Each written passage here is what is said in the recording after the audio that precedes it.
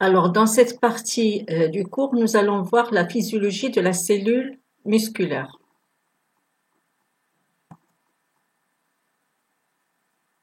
Alors, d'une manière générale, le terme de tissu musculaire recouvre l'ensemble des cellules dotées de propriétés contractiles et regroupées au sein d'une structure organisée, les muscles. Nous avons différents tissus de cellules musculaires. Nous avons le tissu musculaire squelettique, lisse et myocardique.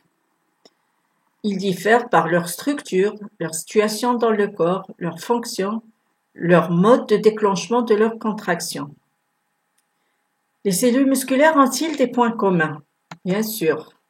Alors, les points communs sont la forme allongée des cellules, ce qui constitue des fibres musculaires. La contraction de ces fibres musculaires est assurée grâce à des myofilaments. C'est des protéines contractiles qui sont des filaments d'actine et de myosine. Alors, les différences entre les tissus. En ce qui concerne le tissu musculaire squelettique, on va trouver que c'est un muscle, ce sont des muscles striés, sous la forme de muscles squelettiques qui recouvrent le squelette osseux et s'y attachent. C'est pour ça qu'on les appelle les muscles squelettiques. Les fibres musculaires squelettiques sont les plus longues et elles forment des stries. Elles sont sous contrôle volontaire, c'est-à-dire elles ne peuvent se contracter que s'il y a une action volontaire. Elles peuvent se contracter rapidement et avec une grande force. Elles sont très fatigables. En ce qui concerne le tissu musculaire cardiaque, il n'existe que dans le cœur, le myocarde. Il est strié aussi, mais il est sous contraction involontaire. Il est sous le contrôle du système nerveux autonome, involontaire. Le tissu musculaire lisse, on le trouve dans les organes viscéreux creux. C'est un tissu non strié et il est involontaire. Il est aussi sous le contrôle du système nerveux autonome. Caractéristiques générales du tissu musculaire. D'abord, quelles sont les fonctions du tissu musculaire? Alors, le tissu musculaire a plusieurs missions, on va dire, plusieurs fonctions. Ils assurent les mouvements, ils assurent le maintien de la posture, c'est-à-dire la position du corps à un moment donné. Ils assurent la stabilisation des articulations et ils produisent de la chaleur. Leurs caractéristiques fonctionnelles sont les suivantes. Le tissu musculaire est excitable. L'excitabilité est la faculté de percevoir un stimulus et d'y répondre. La contractilité est aussi une caractéristique du tissu musculaire, c'est-à-dire la capacité de se contracter avec force en présence d'une stimulation appropriée, adéquate, suffisante. L'extensibilité, c'est la faculté d'étirement. Lorsqu'elles se contractent, les fibres musculaires raccourcissent, mais lorsqu'elles sont détendues, on peut les étirer au-delà de leur longueur de repos. Donc, c'est ça l'extensibilité. Et le tissu musculaire est élastique. L'élasticité, c'est la possibilité pour les fibres musculaires de se raccourcir et de reprendre leur longueur de repos lorsque on les relâche, comme un ressort. On l'étire et quand on le lâche, il revient à sa position initiale. Alors, anatomiquement, comment s'organise le tissu musculaire squelettique? Dans cette partie de cours, on va s'intéresser surtout au tissu musculaire squelettique. Alors, le muscle squelettique est constitué par un corps musculaire et par un ou plusieurs tendons. Le corps musculaire, c'est ce que vous voyez ici. Un ou plusieurs tendons, c'est cette partie qui va attacher les muscles aux os. Alors, le corps musculaire, il est constitué de plusieurs centaines de milliers de fibres musculaires regroupées en faisceaux. Autour de chaque faisceau, on va trouver une enveloppe qu'on appelle le périmysium. Mais l'enveloppe externe s'appelle l'épimysium. Alors maintenant, dans les faisceaux, on va trouver les fibres musculaires et chaque fibre musculaire, elle va être entourée par une enveloppe interne qu'on appelle l'endomysium. L'endomysium sépare les fibres musculaires entre elles. C'est un isolant électrique en doublant la membrane électriquement excitable qui regroupe les fibres. Donc, c'est une couche d'enveloppe qui regroupe la membrane de la fibre musculaire, à savoir le sarcolème.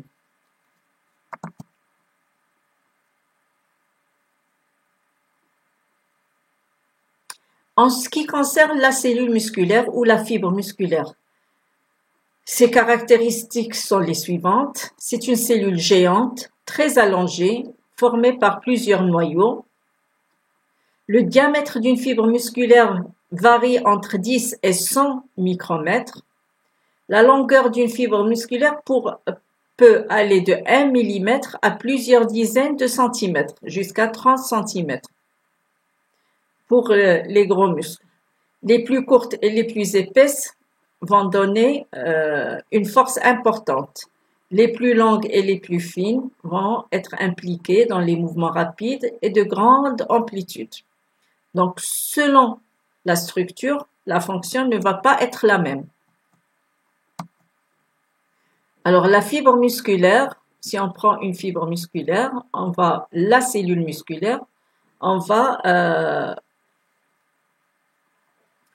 trouver que cette fibre musculaire, elle s'organise de la manière suivante. Donc, vous avez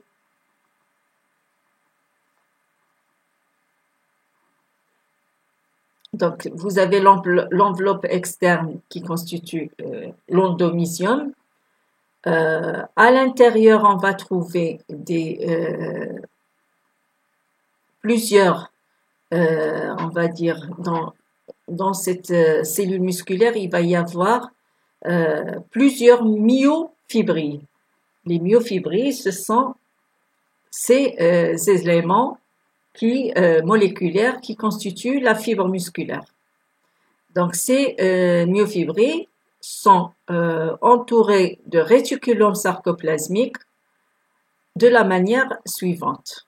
Donc, le réticulum sarcoplasmique, avec cette organisation en tubules transverses, entoure chaque myofibrille. Et dans les myofibrilles, on va trouver des filaments épais et des filaments fins, comme vous pouvez le voir ici.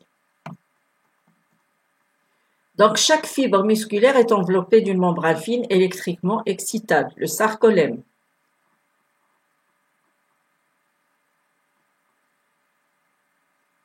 Alors, le sarcolème tapisse totalement la fibre et peut transmettre l'excitation électrique aux éléments contractiles, les myofibrilles. Donc, les myofibrilles, je rappelle, c'est ces éléments contractiles qui s'organisent à l'intérieur de la cellule musculaire ou de la fibre musculaire. Dans la fibre musculaire, on trouve aussi les tubules transverses. Ce sont des modifications particulières du sarcolème qui pénètrent en profondeur dans la cellule. On trouve aussi le sarcoplasme, c'est-à-dire le liquide intracellulaire de la fibre musculaire, qui abrite des réserves importantes de glycogène et qui abrite de la myoglobine. On trouve le réticulum sarcoplasmique. C'est cette structure qui entoure les myofibrilles et qui est ici bleue. C'est un réseau de tubules qui parcourt les intervalles entre les myofibrilles. Les terminaisons du réticulum sont appelées citernes. Ces citernes sont remplies d'ion calcium. L'ion calcium est très très important dans la contraction musculaire. Donc ici, vous avez du muscle jusqu'aux différents éléments moléculaires. Donc, le muscle est constitué par un ensemble de fascicules musculaires. Les fascicules musculaires sont constitués de plusieurs fibres musculaires et à l'intérieur des fibres musculaires, on trouve plusieurs myofibrilles. Ces myofibrilles sont constituées par différents éléments moléculaires. On va trouver les filaments épais, qui sont des filaments de myosine. On trouve des filaments fins qui sont des filaments d'actine. D'accord? Et selon cette disposition en strie, on va trouver donc cette disposition très très particulière moléculaire. Donc ces molécules sont délimitées par ce qu'on appelle deux stries Z qui vont constituer donc la partie contractile de ces fibres musculaires. Alors les myofibrilles sont des structures allongées d'une extrémité à l'autre de la fibre musculaire. Elles se regroupent parallèlement par paquets de 40 à 80 et chacune présente dans sa longueur une alternance régulière de bandes sombres et claires. C'est ce qui va donner cette apparence striée de ces myofibrilles. L'alternance de ces bandes, c'est-à-dire des zones de chevauchement des filaments contractiles, se fait par les filaments d'actine et de myosine. Ce sont des structures moléculaires. La position de ces filaments se répète de manière très régulière tout au long de la fibre au sein d'unités particulières appelées sarcomères. Le sarcomère, c'est cette partie qui est comprise entre deux stries Z. Là, vous avez les filaments épais de myosine que vous trouvez ici, avec des têtes de myosine. La structure moléculaire se présente ainsi. Et les filaments fins d'actine qui se présentent comme ça, avec parcourus par des structures moléculaires qu'on appelle le complexe troponine-tropomyosine. Les tropomyosines, c'est cette partie-là. Le complexe troponine, c'est ça, avec plusieurs molécules. Et en bleu, vous avez les filaments d'actine.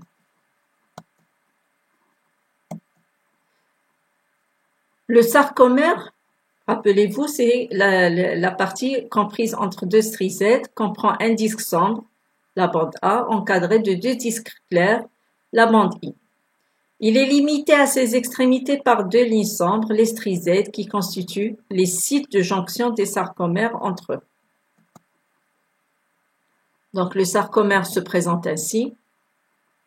Et cette disposition en stries de ces différentes molécules donne cet aspect-là. Et selon les différentes zones et selon la partie du chevauchement entre les différents filaments moléculaires, on va trouver ce qu'on appelle la zone H, la bande A, la bande I, etc. Et ça, c'est des structures qui sont comme ça et qui vont nous donner cette forme striée. Donc, vous avez le sarcomère, c'est cette partie qui est comprise entre deux stries Z. Et c'est la partie qui va se chevaucher lors de la contraction musculaire. Donc, vous avez ici les différentes parties de la répartition des filaments fins d'actine et des filaments épais de myosine. Et selon la zone de chevauchement, vous allez avoir plusieurs bandes. Des bandes claires et des bandes sombres, etc. Au milieu des filaments fins d'actine s'intercalent les filaments épais de myosine. Les filaments d'actine sont solidement fixés aux stries Z. Les filaments épais sont formés par l'assemblage de plusieurs molécules de myosine. Alors, on va voir le mécanisme de la contraction, les myofilaments. Alors, les propriétés des têtes de myosine c'est qu'ils vont pouvoir dégrader une molécule d'ATP et se lier avec les filaments d'actine. Au repos, les liaisons entre actine et myosine sont empêchées par l'inhibition exercée par deux protéines, la troponine et la tropomyosine. Ce sont des verrous placés entre les filaments fins et épais. Alors, on va voir comment se fait la commande neuromusculaire, le couplage excitation-contraction. Pour qu'une fibre musculaire se contracte, il faut qu'il y ait un potentiel d'action qui doit être appliqué sur le sarcolème, ce qui va permettre l'augmentation de la concentration intracellulaire d'ion Ca2+, ce qui va permettre la contraction.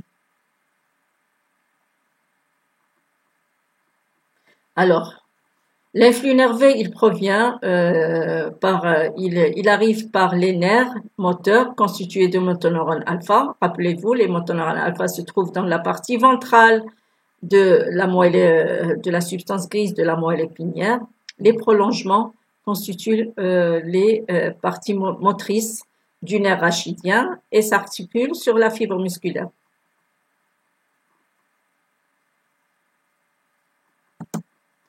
La liaison entre le motoneuron alpha et le sarcolème constitue la jonction neuromusculaire. En général, chaque fibre musculaire ne possède qu'une jonction neuromusculaire. Alors, l'axone du motoneuron alpha pénètre sous l'enveloppe conjonctive du muscle, se divise en plusieurs branches. Chacune de ces branches se dirige vers une fibre musculaire. Il s'agit ici d'une synapse chimique, parce qu'il existe une fente synaptique. Alors ici, vous avez une plaque motrice, d'accord? Donc, vous avez l'axone du motoneurone myélinisé, le motoneurone alpha. Alors, sur chaque fibre se trouve une jonction neuromusculaire. Vous voyez? Ça, c'est une jonction neuromusculaire. Ça, c'est une jonction, c'est une synapse entre les terminaisons nerveuses de l'axone moteur, du motoneurone alpha, et une fibre musculaire. L'ensemble ici constitue une plaque motrice. Pardon.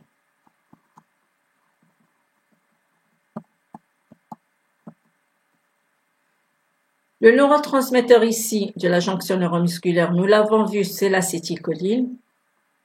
La plaque motrice, c'est la partie du sarcolème, de la fibre musculaire où se trouve la jonction neuromusculaire. Lorsqu'une cellule musculaire se contracte, chacun de ses sarcomères raccourcit et les strisés se rapprochent.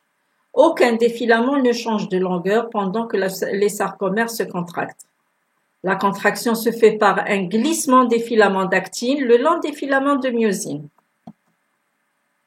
Alors, lorsque le potentiel membranaire qui parcourt le sarcolème arrive au niveau des citernes, rappelez-vous, c'est les parties qui contiennent le calcium du réticulum endoplasmique, la membrane des citernes devient perméable au calcium. Alors, comment les choses se passent-ils? Donc, vous avez ici, vous avez une jonction neuromusculaire. Donc, vous avez ici la terminaison présynaptique avec l'acétylcholine. D'accord? De l'autre côté, vous avez le sarcolème. Et vous avez les tubules transverses. D'accord?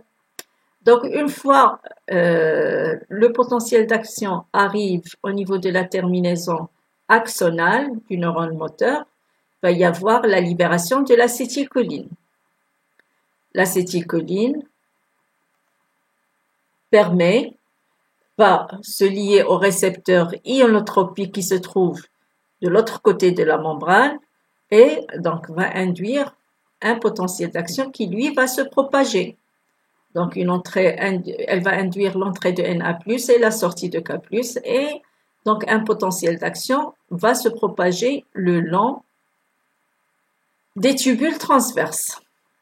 Alors, au niveau des tubules transverses, rappelez-vous que nous avons une partie du réticulum sarcoplasmique qui contient une réserve de calcium, ici, donc c'est du côté fibre musculaire. Donc, l'arrivée du potentiel d'action va permettre, on va dire, elle va activer ce complexe ryanodine et récepteur à la ryanodine et la partie déhydropyridine. Et regardez ce qui va se passer. Donc, le récepteur déhydropyridine localisé sur les tubules transverses est une protéine canal voltage dépendant et le récepteur à la ryanodine se trouve sur la membrane du réticulum sarcoplasmique. Donc ça, c'est le récepteur à la ryanodine et ça, c'est le récepteur déhydropyridine. Donc quand le potentiel d'action arrive ici, il va ouvrir ce complexe ryanodine déhydropyridine. Et donc, le récepteur va changer de conformation et le cation va sortir à l'intérieur du sarcoplasme et il va aller lever l'inhibition du complexe troponine sur les sites actifs de l'actine et donc vont permettre, on va dire, l'activation et le mécanisme de la contraction va avoir lieu. Donc le CA2+ massivement libéré dans le sarcoplasme se fixe sur les sites cassiques de la troponine. Cette affinité pour le cation a pour effet de faire pivoter sur elle-même les molécules de troponine et de tropomyosine. Alors, ces molécules de troponine et de tropomyosine, elles cachent les sites actifs où, par la suite, les têtes de myosine vont se lier à l'actine pour permettre le chevauchement. Donc, l'action du cation est de faire pivoter ces complexes troponine, tropomyosine et libérer les sites actifs pour que les têtes de myosine puissent venir se fixer et faire bouger, faire glisser les filaments d'actine sur les filaments de myosine. Alors, regardez ce qui se passe et chaque fois, il y a la consommation d'une molécule d'ATP. Voyez comment donc, regardez bien comment les têtes de myosine se fixent sur les sites actifs de l'actine et font glisser les filaments d'actine. Bien sûr, en consommant des molécules d'ATP. Donc, la molécule de tropomyosine qui au repos s'intercalait entre l'actine et la myosine est alors déplacée et ne se pose plus au contact spontané des têtes des molécules de myosine et d'actine. Et là, un pont actomyosine se forme. L'accouplement de l'actine et de la myosine permet la dégradation d'une molécule d'ATP et la production d'énergie. Cette énergie est convertie en mouvement de la tête de chaque molécule de myosine qui ensemble donnent un micro-mouvement de glissement des filaments d'actine vers le centre du sarcomère. Sur leur lancée, les têtes de myosine se détachent des sites où elles étaient fixées et vont chercher d'autres sites voisins pour à nouveau faire glisser les filaments d'actine sur les filaments de myosine. Donc, vous avez ici le cycle complet de la contraction.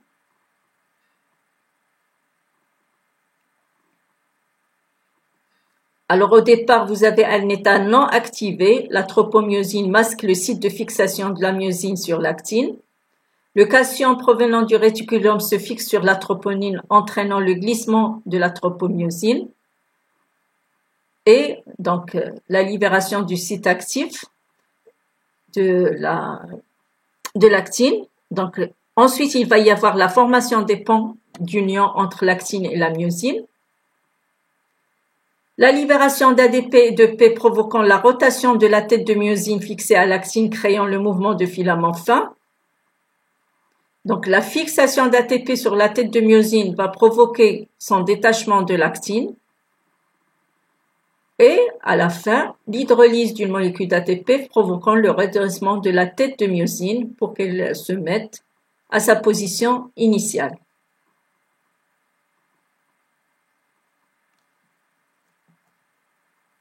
Tant que durent les influx nerveux, ces mécanismes se répètent. Lorsque les potentiels cessent, le calcium est aspiré par les citernes du réticulum endoplasmique grâce aux pompes ACA2+.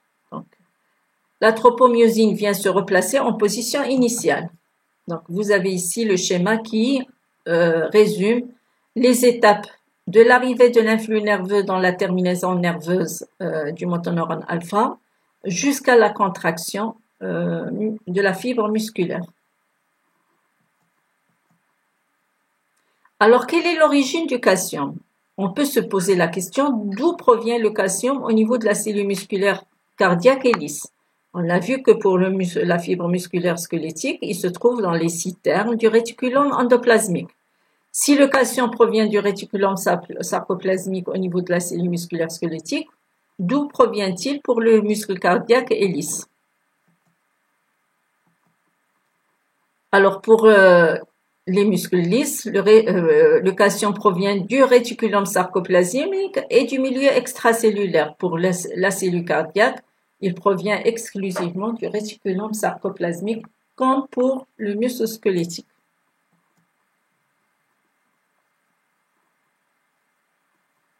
Alors l'ATP, l'adénosine triphosphate, c'est la source d'énergie qui permet la contraction et la relaxation. Les réserves musculaires en ATP sont très faibles, sont de l'ordre de 5 millimoles par kilogramme, sont utilisées en quelques secondes, d'où la nécessité de resynthèse de l'ATP à partir de 3 sources.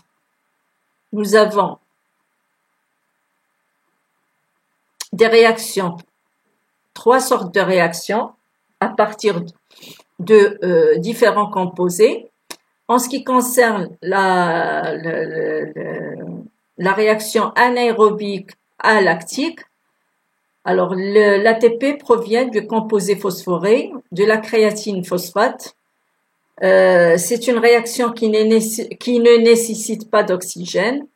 Et donc l'ADP plus la créatine phosphate va nous donner une molécule d'ATP plus de la créatine. Donc, la production d'une molécule d'ATP. La deuxième réaction est une réaction anaérobique lactique. Les sources proviennent du glycogène ou du glucose. Cette réaction n'utilise pas d'oxygène et elle va donner 2 à 3 molécules d'ATP. En ce qui concerne la dernière et la plus importante, c'est la réaction aérobique en présence d'oxygène. Elle prend ses sources à partir des glucides et des lipides du corps. La réaction va produire jusqu'à 138 molécules d'ATP.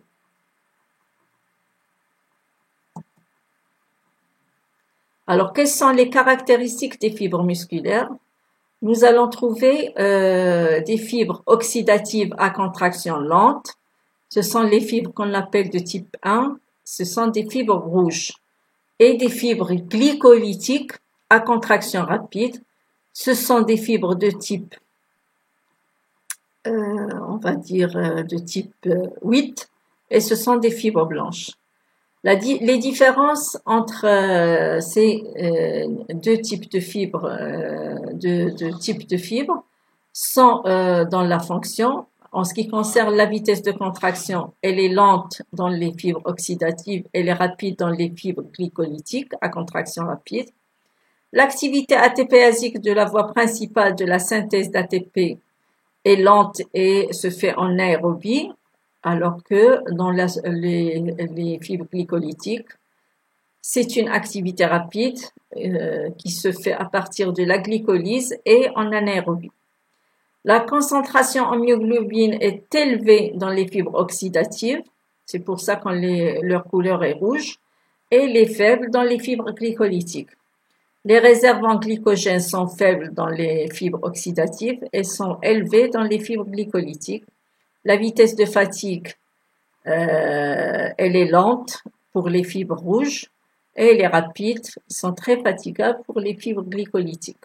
Et leurs couleurs, bien sûr, sont rouges et blanches. Les mitochondries sont nombreuses dans les fibres oxydatives et sont peu nombreuses dans les fibres glycolytiques. On va voir un petit peu rapidement l'unité motrice, qu'est-ce que c'est. Parce que le muscle squelettique à l'exercice, il va se comporter d'une manière un petit peu caractéristique. Chaque fibre musculaire est liée à un axone moteur. Un même neurone peut régir plusieurs fibres musculaires, peut commander plusieurs fibres musculaires. L'ensemble formé par un neurone moteur et toutes les fibres musculaires qu'il desserte est appelé unité motrice. Alors, un petit motoneurone avec différentes terminaisons va alimenter plusieurs fibres musculaires, quelques fibres musculaires. Un gros motoneurone, il aura plusieurs arborisations terminales, il va alimenter un grand nombre de fibres musculaires. Donc, il s'agit là d'une grande unité motrice, alors que là, c'est une petite unité motrice. Une unité motrice est un motoneurone plus toutes les cellules musculaires qui en dépendent. On va trouver des unités motrices qui sont formées de 50 à 2000. On va trouver des muscles formés par des unités motrices qui peuvent aller de 50 à 2000 unités motrices. Et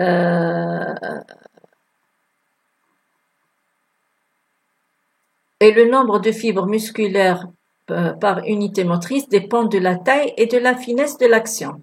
Par exemple, pour les muscles oculomoteurs, on va trouver 15 fibres musculaires dans une unité motrice.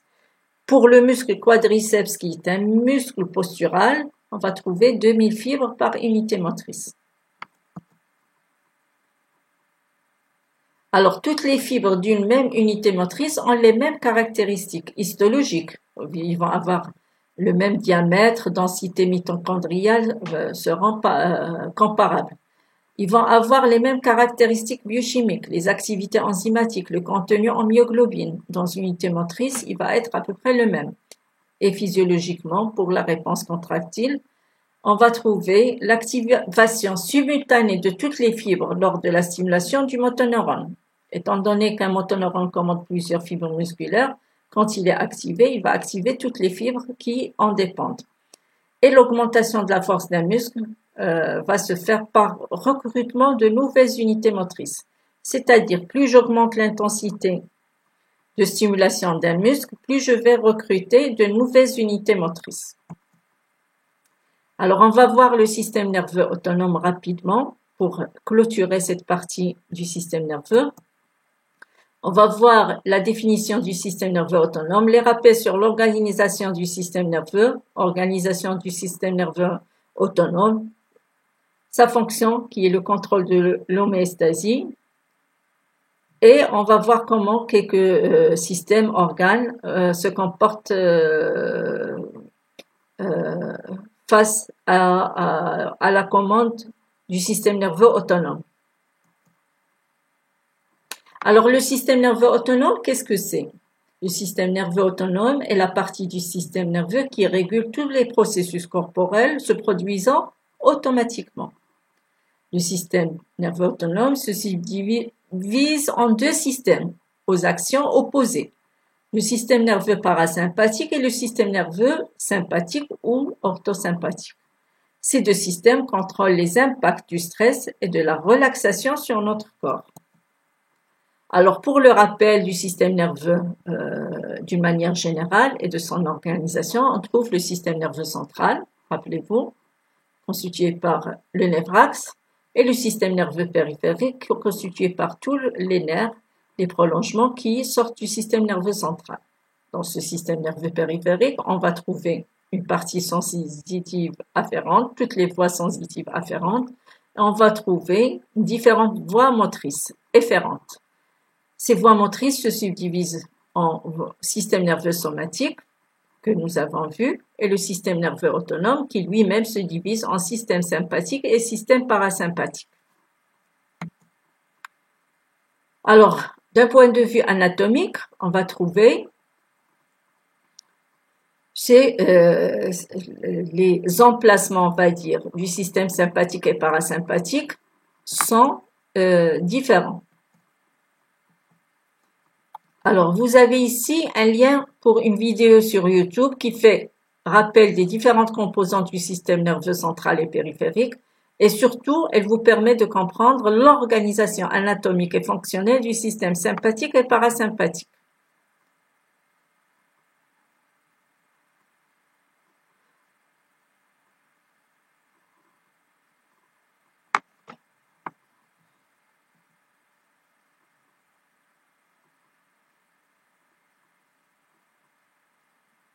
Alors, vous avez ici les principales voies nerveuses périphériques. Donc, vous avez les voies sensitives. On sait ce que c'est que maintenant une voie sensitive. Et nous avons, en ce qui concerne les muscles striés, les voies motrices. Dans la seule synapse qui a lieu, elle a lieu dans la fibre musculaire, entre le motoneurone et la fibre musculaire striée, et dans le neurotransmetteur et l'acétylcholine. Alors, en ce qui concerne les voies sensitives, le neurotransmetteur est le glutamate. Alors, pour le système nerveux autonome, nous avons la voie sympathique, les voies sympathiques et les voies parasympathiques. Les voies sympathiques sont des voies qui se divisent en une partie préganglionnaire et une partie postganglionnaire. Le ganglion sympathique se trouve tout près de la moelle épinière. Le neurotransmetteur dans la première synapse du ganglion est l'acétylcholine et le neurotransmetteur entre la deuxième partie postganglionnaire et la cellule effectrice est la noradrénaline. En ce qui concerne le système parasympathique, le ganglion parasympathique se trouve plus près des organes, donc différemment, à la différence par rapport à la voie sympathique. Et dans les deux synapses, on trouve comme neurotransmetteur l'acétylcholine. Alors, en ce qui concerne le système nerveux somatique, nous avons un seul neurone qui se termine sur le muscle squelettique. En ce qui concerne le système nerveux autonome, nous avons un système à deux neurones en série, un neurone préganglionnaire qui se trouve dans le système nerveux central et un neurone postganglionnaire avec un ganglion entre les deux. Donc le système sympathique, pour le rappel, c'est les voies nerveuses qui sont composées de deux neurones successifs, un neurone cholinergique et un neurone adrénergique. En ce qui concerne le système parasympathique, il est composé de deux neurones, tous les deux cholinergiques. Donc, vous avez un schéma qui récapitule toutes les voies du système somatique et du système sympathique et parasympathique. Le système sympathique sollicite plus dans l'ensemble l'organisme que son homologue parasympathique. Il sert à mobiliser l'énergie en période de stress. Il est dit ergotrope. L'action du système sympathique est permanente, mais cruciale en situation d'urgence.